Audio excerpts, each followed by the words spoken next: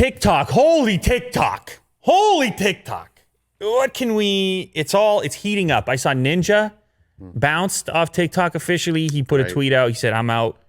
Other people are out. And in the midst of all that going on, TikTok also broke. So we had this story, I guess it was yesterday, about how the U.S. is considering a complete ban of TikTok to follow suit with something that already happened in India.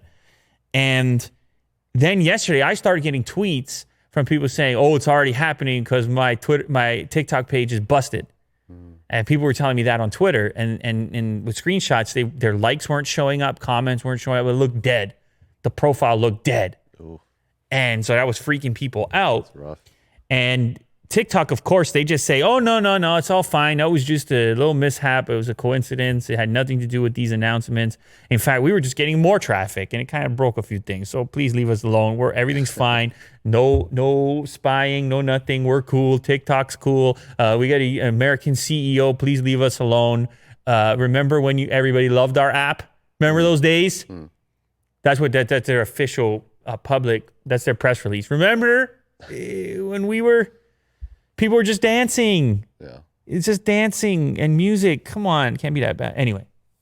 Of course, I'm just having fun right now. A little bit of fun with it. But so earlier today, some of our users experienced app issues around notifications, the display of likes and view counts, and trouble loading videos on some pages in the app. The issues appear to have been caused by higher traffic than normal on our servers in Virginia. I think they put that in there on purpose. Like, we have servers in Virginia, too. Oh, yeah. It's not just China. American servers. They're like, we got a chance for a statement. People are paying attention right now. Let's mention those Virginia servers while we're at it. Causing temporary service disruptions. We've resolved the problem and are investigating the cause, and we'll share updates as they become available. TikTok support.